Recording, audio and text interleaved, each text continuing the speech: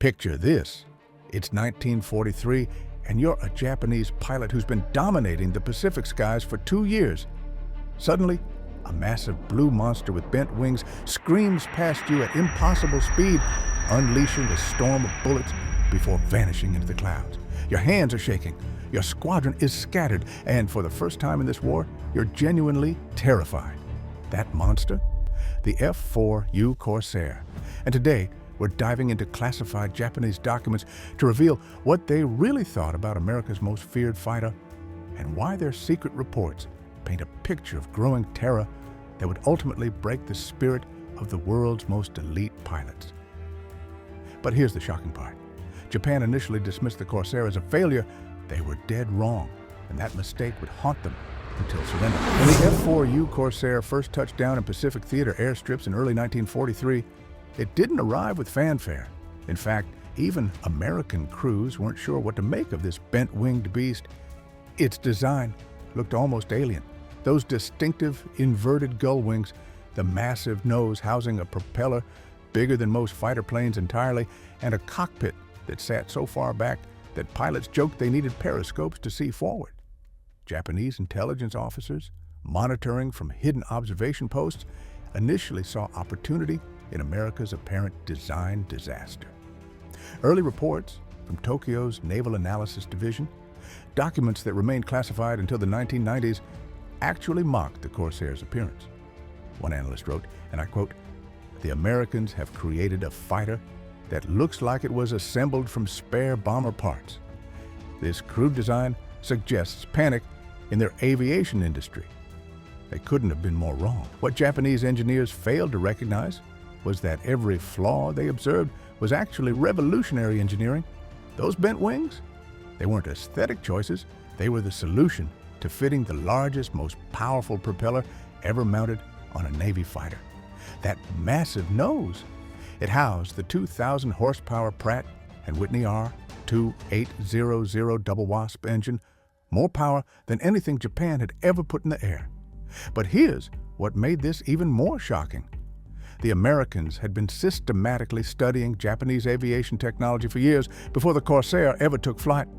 The intelligence war had begun long before Pearl Harbor. In 1940, the Imperial Japanese Navy revealed the world's most advanced carrier-based fighter, the Mitsubishi A6M-0. With its incredible 12-to-1 kill ratio in early combat operations, legendary range, and unmatched maneuverability, it was a flying samurai sword. The Zero embodied the Japanese principles of Bushido, honor, elegance, and individual skill, determining victory. As early as 1940, during the Second Sino-Japanese War, Chinese forces had recovered intact Zero fighters that had been forced down or crashed. The first major intelligence breakthrough came in September 1940, when a team including Western volunteers examined a largely intact A6M2 that had fallen near Funan Island. Their detailed technical report made its way to Washington, providing the first glimpse into Japanese fighter capabilities. Even more significant was the A6M2-21 that made a forced landing near Tietzan Airfield in February 1941. 10 months before Pearl Harbor, Chinese forces shot the pilot before he could destroy his aircraft, repaired the fuel system, and began extensive flight testing. The analysis team, which included engineer Gerhard Neumann, compiled an exhaustive illustrated report that was shipped directly to U.S. intelligence. While impressed with the aircraft's build quality, the team noted performance limitations that would prove crucial, though they initially attributed some of these to using lower octane fuel than the Zero's engine required. This early intelligence gave American designers nearly 2 years to understand what they would be facing and what kind of fighter would be needed to counter it. Then came the Akutan breakthrough. In June 1942, Flight Petty Officer Tadayoshi Koga's emergency landing attempt had ended tragically with his death, but it provided the Allies with an even more complete specimen, a nearly intact Zero to study, test, and dissect under controlled conditions.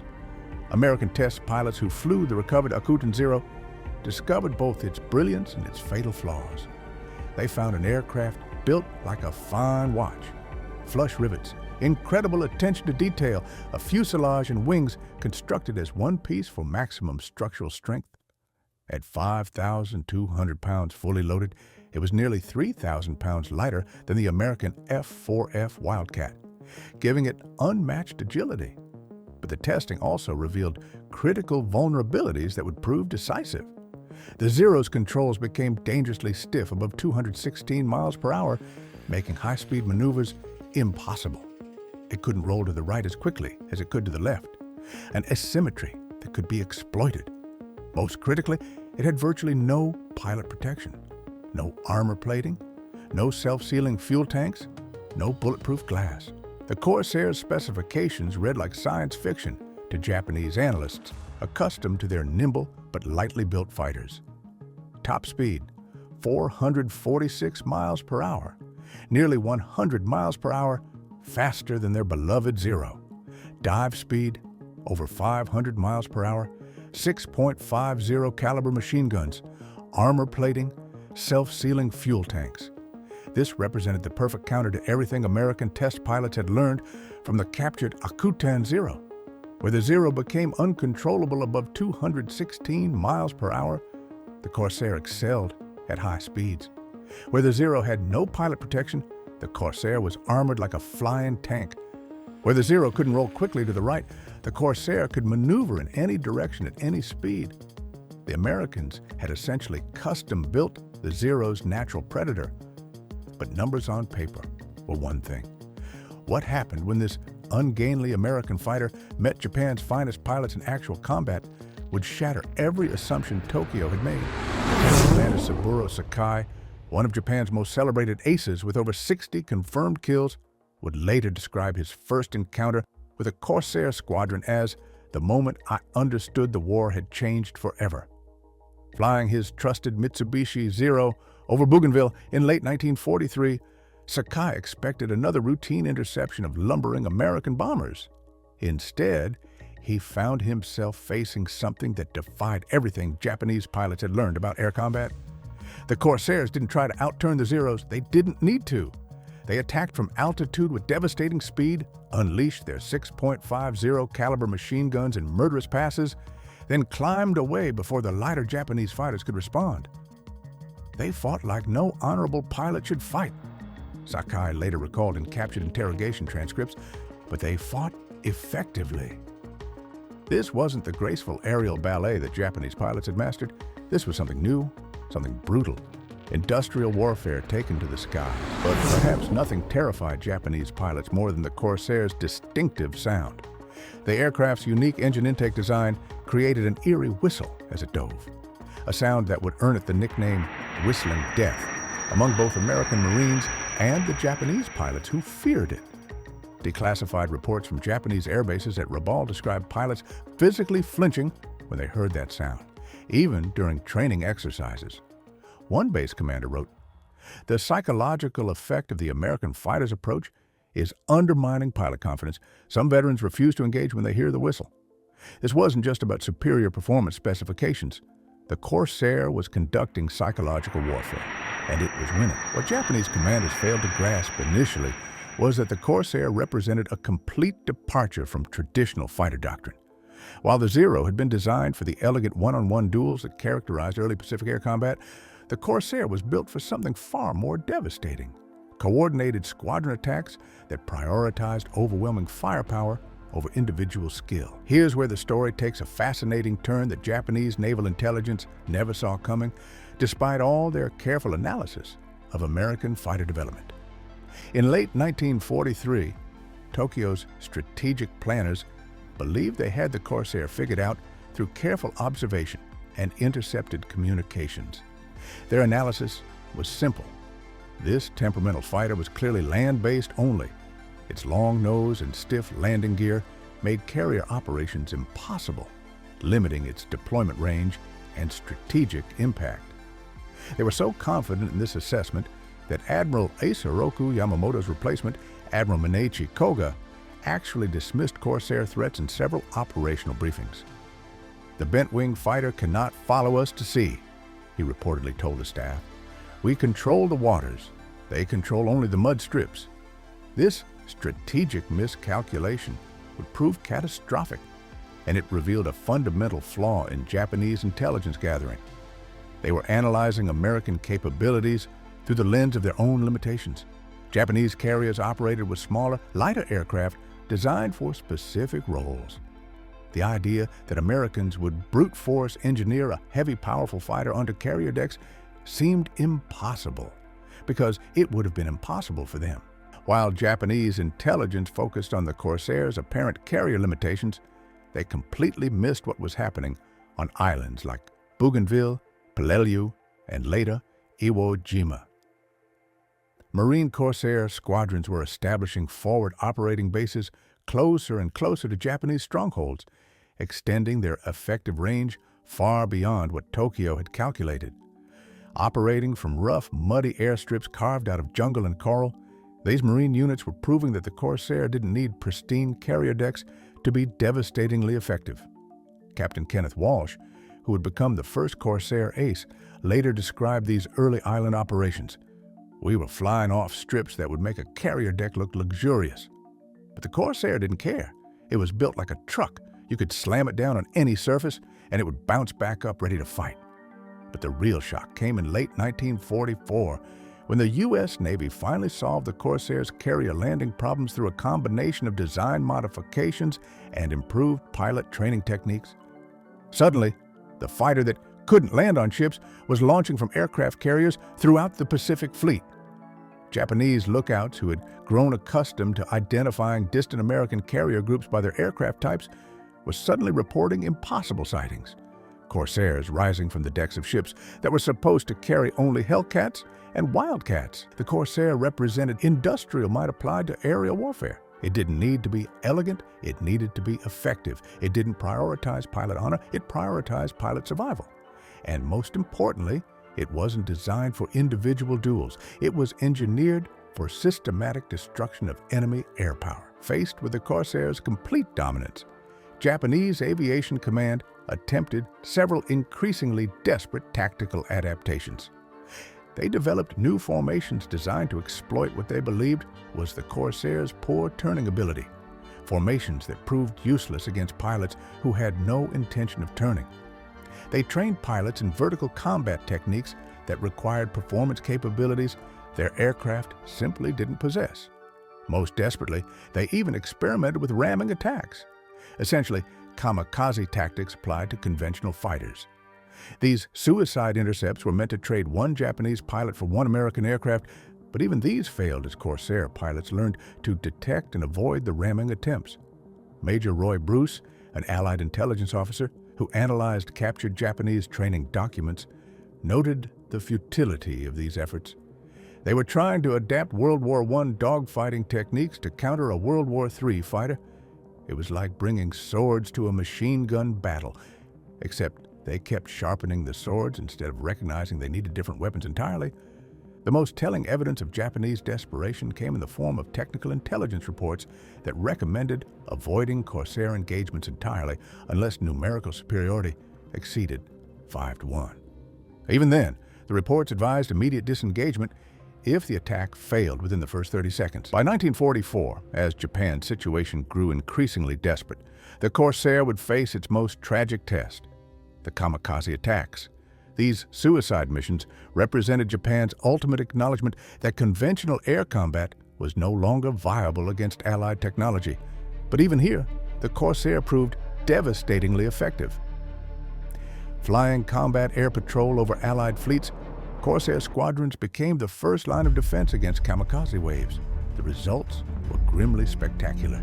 During the Battle of Okinawa, Marine Major John Smith recorded in his flight log, "Intercepted 12 bogies inbound to the fleet, splashed 11 before they got within 5 miles of our ships.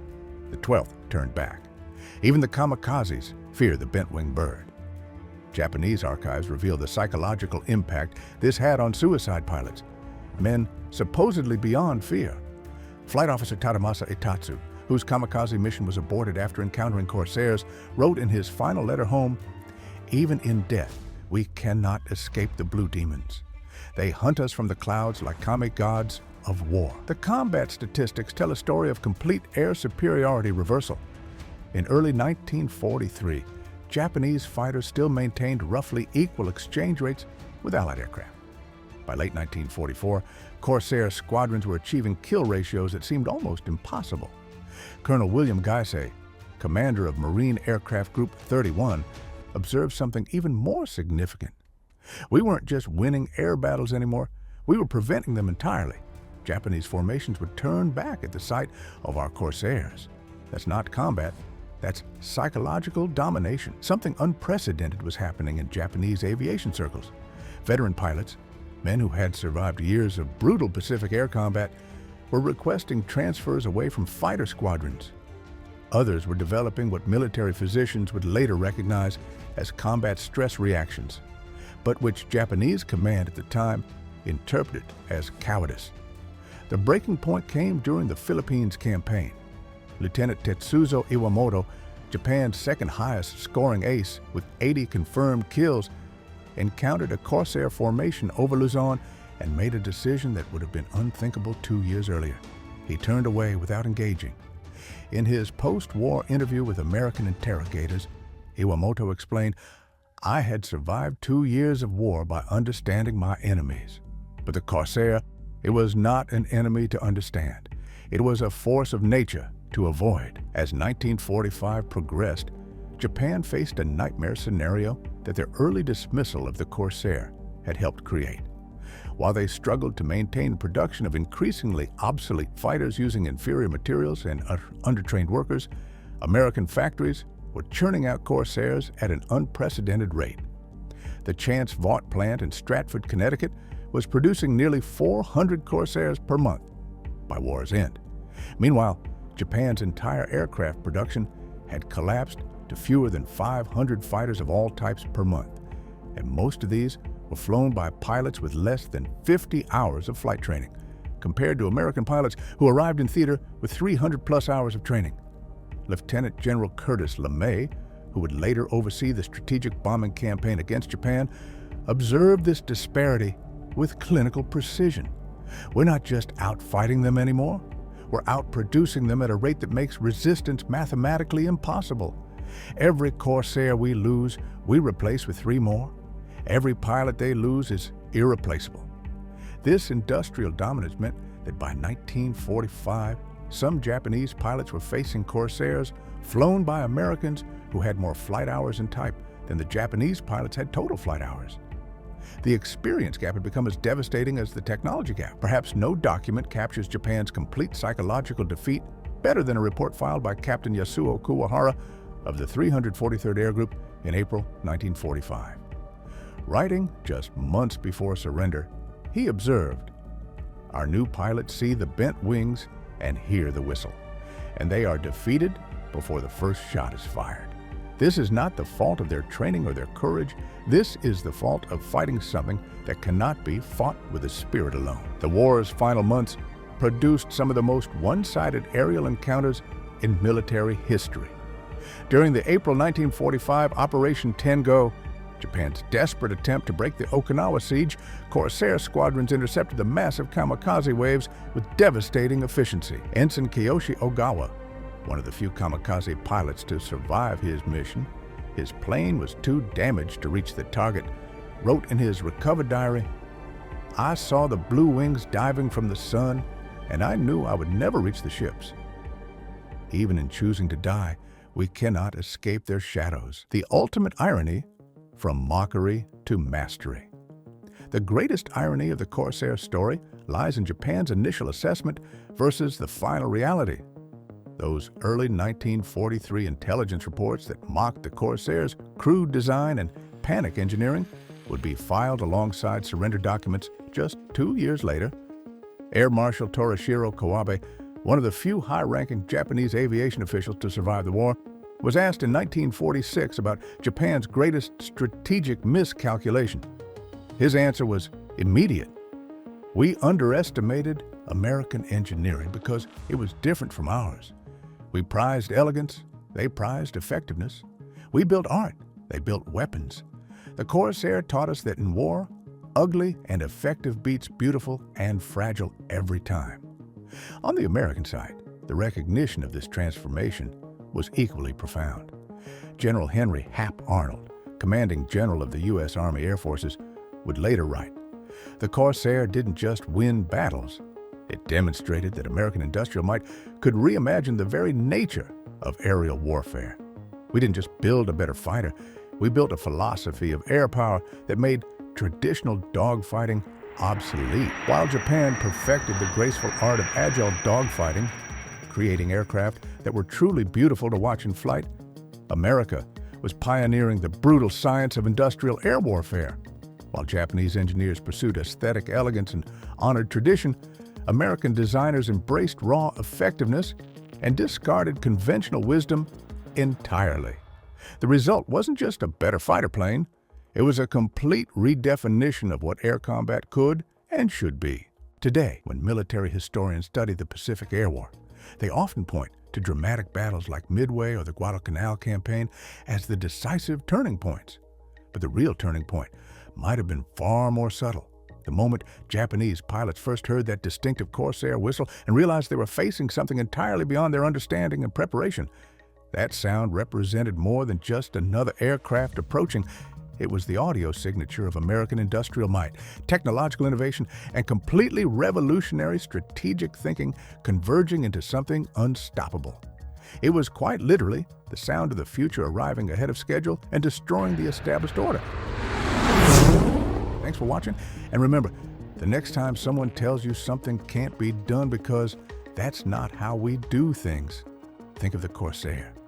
Innovation doesn't ask permission, and the future doesn't wait for anyone to catch up. We'll see you in the skies next time.